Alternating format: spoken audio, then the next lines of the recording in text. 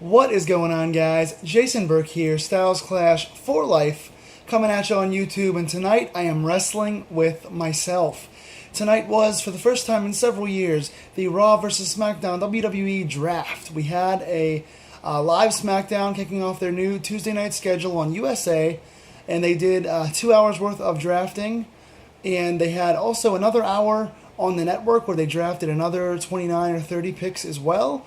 So what I'll do for you guys in this video with my trusty notebook here, I wrote down the rounds and the picks for each. I'm going to read you guys roster by roster, both complete Raw and SmackDown rosters, and give you guys a few brief impressions on what I think, who could be breakout stars for each brand, what I thought of the overall draft, and then see what you guys think. So I'll read you guys the rosters real quick, and then I'll give some brief, quick opinions here, because it is definitely a hot button topic and something we've looked forward to for a long time now.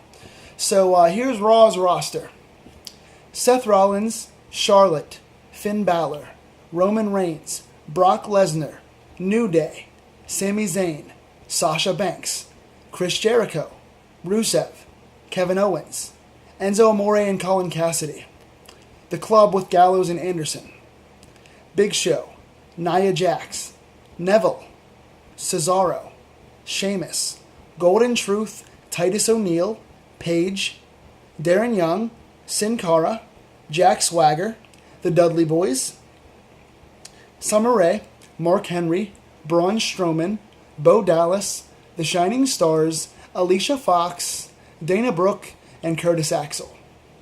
That is Raw's roster from the live SmackDown show and the network draft.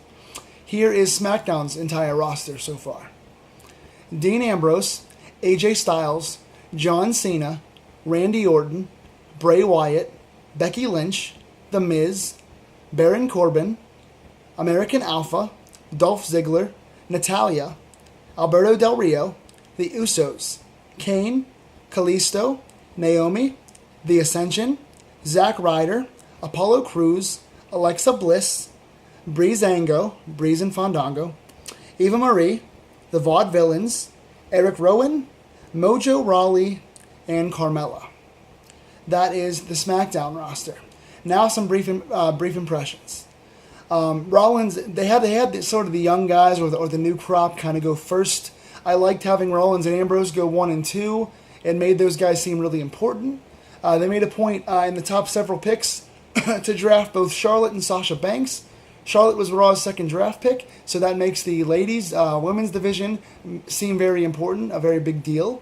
They had Finn Balor go as Raw's third overall pick in the first round, so he seemed like a big deal. He's the biggest debut from NXT. He seemed elite to have him go so soon as well. The first 5 picks overall were Rollins, Ambrose, Charlotte, AJ Styles, and Finn Balor. So you make the ladies look strong, you make Finn Balor, the NXT guy, look strong, you make Rollins and Ambrose and Styles. Those guys seem like big deals, going ahead of guys like Lesnar, Reigns, John Cena, Randy Orton. Putting the newer guys and the younger guys ahead of those old guys was a really nice touch. Some things I didn't like. SmackDown right away seemed like the inferior show, and that's the way this draft played out. Making SmackDown live, you wanted to give it a big splash. And they got some big names. They got the world champion right now in Ambrose. They got Orton and Cena, so they have some big staple names to go to. But for every 2 picks SmackDown got, Raw got 3. Now, I understand Raw is the bigger and longer show, 3 hours to SmackDown's 2, but by giving Raw extra picks in the first pick of each round, it made Raw seem like the more important show. The idea behind this draft was to make SmackDown seem pretty important again, and to put them on equal footing. This draft did not do that. Not with the rules, and not with the rosters. They did give SmackDown some decent names in here, but it seemed like Raw's roster is far and away better. They got the bigger names. They wound up with Lesnar. They wound up with Roman Reigns. They got Rollins. They got the bulk, the heavy part of the women's division. They also have the cruiserweight division in this. This is what was crazy to me. Not only are they going to have the bigger names and the bigger roster, but they've got the women, of course, and they've got the cruiserweights. You're going to have probably Neville kind of be one of the main guys. He was announced as a returning guy. Real good to see Neville back. Good to see him featured on the main show, being drafted. But he's going to probably lead the cruiserweight division. But the cruiserweights are on Raw, so you're going to get the wrestling portion as well. Also, all the workhorses went to Raw. Everyone thought SmackDown was going to be like it was with the SmackDown 6 with the Heyman era. We thought SmackDown was going to be the wrestling show and Raw was going to have the name guys. Raw has both. Besides the cruiserweights, you have all the other wrestling workhorses on this show as well. You have Kevin Owens, Sami Zayn, Rusev, Neville, Cesaro. All the workhorse guys are on the same show.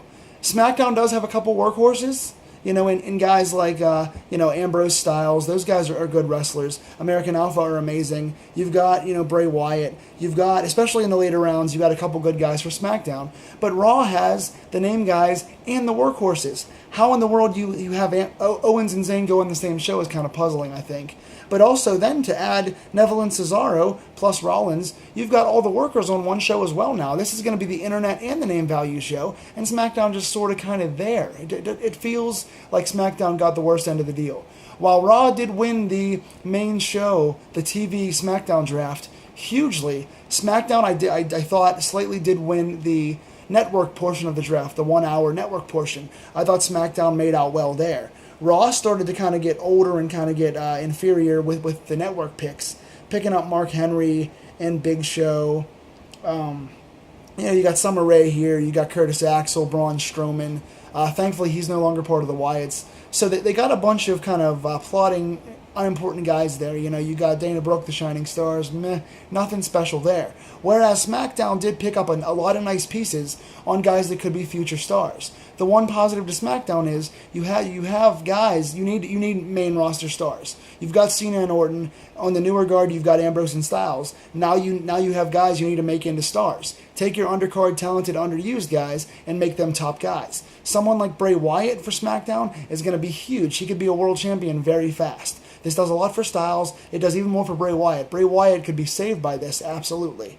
Dolph Ziggler has a second chance now to run. Guys like Del Rio and Ziggler are solid, underrated workhorses who have only been hurt by bad booking lately. So they have a chance now. You have, in the supplemental network draft, you had Tyler Breeze was drafted to SmackDown. You had the ladies, Carmella and Alexa Bliss, two very talented, underrated NXT workers who could really be big stars on SmackDown. You had Kalisto, you had Apollo Crews. Those two guys could be huge. Apollo Crews could be a breakout guy for SmackDown in the Intercontinental title kind of a level. He could be going for the IC belt. He could make a nice run there. Kalisto could be the new underdog Mysterio. He could wind up being a main event superstar at some point for SmackDown. So guys like Kalisto, guys like that, have a chance to make it. And then guys like the Ascension, guys like Breezango, guys like Usos and Del Rio, who floundered quickly or weren't really given a full chance or were held back for one reason or another, have a chance now to make it work. So there are positives on the SmackDown side. But all in all, I think Raw has won this thing far and away. Like I said, name value, ladies, cruiserweights. So both sides have enough pieces to be worth watching, to tune in for. Having guys like American Alpha on SmackDown, amazing to watch. Super excited for the ladies they got on SmackDown. I'm excited for a couple of the indie names they got later in the draft. But all in all, I think Raw is the clear winner here. What do you guys think? What draft picks went too high? Which ones went too low? How would you have switched things around? What would you guys have done to make this draft better? What did you like and dislike about this draft? What did you think made the draft stand out in a positive way? And what did you think wasn't booked so well overall? Also, who do you think won the draft, Raw or SmackDown? I think it's clear, but you guys could have differing opinions. So that is my brief take and rundown. Who do you guys think on these rosters could be huge stars? I think on Raw, Neville being Cruiserweight Champion could be an undercard kind of a cornerstone. I think Owens could do huge on the show. I think Sasha Banks. I think, looking through here, I think Cesaro could be a breakout guy. Rusev could wind up being a main eventer. And like I said, on SmackDown, you have guys like Crews and Ziggler and Wyatt that could benefit the most on SmackDown. So who do you guys think could be will wind up being overused, underused, and be the steals of the draft? What do you guys think? Tell me in the comments down below. I love to read your comments and interact with you guys. And this has been Wrestling with Myself. Until next time, until the next opening bell, I will see you guys real soon. Thank you.